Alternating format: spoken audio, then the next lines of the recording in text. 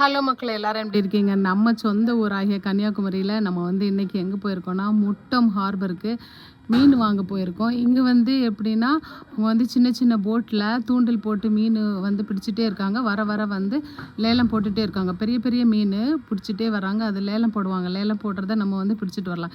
இப்போ நம்ம கிறிஸ்மஸ்க்கு ஹாலிடேஸ் வந்தப்போ சரி முட்டம் பீச்சில் போயிட்டு ஒரு நாள் வாங்கலாம் அப்படின்னு சொல்லிட்டு வந்திருக்கோம்.